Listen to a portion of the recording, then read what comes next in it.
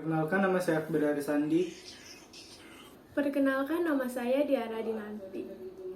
Perkenalkan, nama saya Emir Jabal Thorik. Perkenalkan, nama saya Baizal Octaviano. Perkenalkan, nama saya Muhammad Irsyad Khairi. Kami dari kelompok 5 akan storytelling tentang tokoh Islam Muhammad Al-Fatih. Yang pertama itu ada silsilah Muhammad Al-Fatih.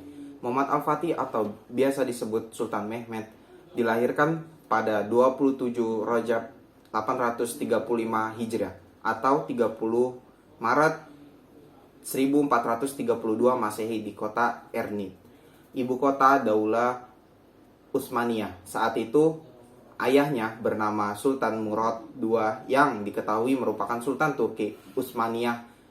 Ibunya bernama Huma Hatun yang merupakan istri keempat Sultan Murad II.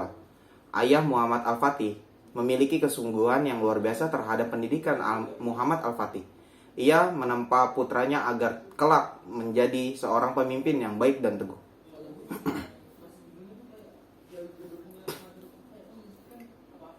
Masa kecil Muhammad Al-Fatih. Muhammad Al-Fatih kecil telah menyelesaikan hafalan 30 juz, mempelajari hadis-hadis, memahami ilmu fikih, belajar matematika, ilmu falak, dan strategi perang. Selain itu, Muhammad Al-Fatih juga mempelajari berbagai bahasa seperti bahasa Arab, Persia, Latin, dan Yunani. Maka tidak heran, pada 21 tahunnya, Muhammad Al-Fatih sangat lancar berbahasa Arab, Turki, Persia, Ibrani, Latin, dan Yunani. Muhammad Al-Fatih adalah pejuang dan juga seorang raja atau Sultan Kerajaan Turki Utsmaniyah yang paling terkenal. Ia merupakan sultan ke-7 dalam sejarah Bani Utsmaniyah. Walaupun usianya masih seumur jagung, sang ayah Sultan Murad II mengamati beliau untuk memimpin suatu daerah dengan bimbingan para ulama. Hal ini dilakukan sang ayah agar anaknya cepat menyadari bahwa dia memiliki tanggung jawab yang besar di kemudian hari. Bimbingan para ulama diharapkan menjadi kompas yang mengarahkan pemikiran anaknya agar sejalan dengan pemahaman Islam. Menjadi penguasa Utsmani. Muhammad Al-Fatih diangkat menjadi Khalifah Utsmani pada tanggal 5 Muharram tahun 855 Hijriah, bertepatan dengan tanggal 7 Februari 1451 Masehi.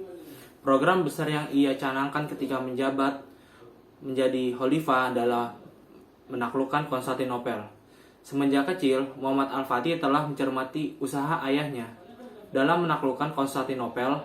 Bahkan beliau mengkaji usaha-usaha yang pernah dibuat sepanjang sejarah Islam ke arah itu, sehingga keinginan yang kuat baginya meneruskan cita-cita umat Islam. Langkah pertama yang ia lakukan untuk mewujudkannya adalah melakukan kebijakan militer dan politik luar negeri yang strategis. Ia memperbarui perjanjian dan kesepakatan yang telah terjalin dengan negara-negara tertentu dan sekutu-sekutu militernya. Pengaturan ulang perjanjian tersebut bertujuan untuk menghilangkan pengaruh kerajaan Bizantium Romawi di wilayah-wilayah tetangga Utsmaniyah, baik secara politis maupun militer. Usaha penaklukan Konstantinopel. Ketika naik tahta, Sultan Muhammad Al-Fatih segera menemui Syekh Samseddin untuk menyiapkan bala tentara untuk penaklukan Konstantinopel. Persiapan pun dilakukan. Sultan berhasil menghimpun sebanyak 250.000 tentara. Para mujahid lantas diberikan latihan intensif dan selalu diingatkan akan pesan dari Nabi Muhammad SAW terkait kejayaan Islam. Pengepungan Konstantinopel. Setelah proses persiapan yang teliti, akhirnya pasukan Muhammad Al-Fatih tiba di kota Konstantinopel pada hari Kamis 26 Rabiul Awal atau 6 April 1453 Masehi. Peperangan itu memakan waktu selama 54 hari. Konstantinopel dikepung besar-besaran oleh pasukan Turki Utsmaniyah di bawah komando Muhammad Al-Fatih. Dalam beberapa hari, Konstantinopel terus bertahan dari serangan besar-besaran bangsa Turki Utsmaniyah. Dalam serangan besar-besaran tersebut, Giovanni Giustiniani dari Genoa yang membantu kerajaan Bizantium terluka parah, membuat pasukan Italia mundur ke pelabuhan. Mundurnya pasukan Italia ini membuat pasukan Bizantium bertahan sendiri hingga mati-matian dari serangan. Tak kuasa menahan serangan, benteng pertahanan dari kerajaan Bizantium kemudian ditembus oleh pasukan Janissary milik Turki Utsmani menguasai Konstantinopel. Kaisar Bizantium Konstantinus ke-11 Palaiologos bertempur sampai mati bersama pasukannya, mempertahankan bentengnya. Sebagian pasukan Bizantium yang lain memilih untuk menyerah.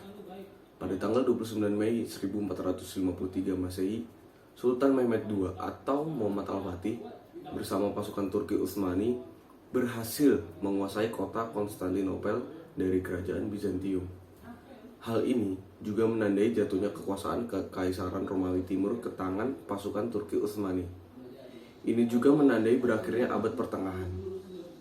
Ekspansi ke berbagai wilayah. Setelah menguasai Konstantinopel, Muhammad Al-Fatih mendirikan Kekaisaran Turki Utsmani.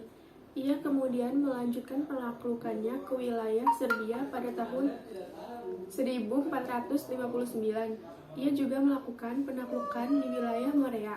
Setelah itu, Sultan Muhammad Al-Fatih mengarahkan pasukannya menaklukkan wilayah tepi Laut Hitam meliputi wilayah Trebizond dan Gazarian. Setelahnya, Sultan Mehmed II menaklukkan berbagai wilayah di Eropa, seperti Bosnia dan Karaman. Teladan pemimpin bijak. Dalam kepemimpinannya sebagai Sultan Kekaisaran Turki Utsmani, Muhammad Al-Fatih dikenal karena kebijakannya membebaskan rakyatnya dalam menjalankan ibadah keagamaan sesuai keyakinannya masing-masing dan menjamin keamanannya. Ia juga membangun banyak universitas, madrasah, dan istana. Ia banyak berdiskusi dengan para ulama mengenai permasalahan agama. Ia juga banyak mengundang ilmuwan Turki. Tak mengherankan jika kala itu Kekaisaran Turki Utsmani menjadi pusat peradaban dan ilmu pengetahuan di Eropa. Wafatnya sang penakluk. Pada Rabiul Awal tahun 1481 Masehi, Sultan Muhammad Al-Fatih menderita penyakit. Namun, ia nekat meninggalkan Istanbul untuk berjihad. Sehingga dalam perjalanan kondisi kesehatannya semakin memburuk. Obat sudah tidak berfungsi lagi untuk menyembuhkannya. Sang penakluk pun wafat pada usia 50 tahun di tengah pasukannya pada 3 Mei 1481 Masehi atau 4 Rabiul Awal tahun 86 Hijriah. Sekian Dari kelompok kami. Ini kurang lebihnya. Mohon maaf. Wassalamualaikum warahmatullahi wabarakatuh.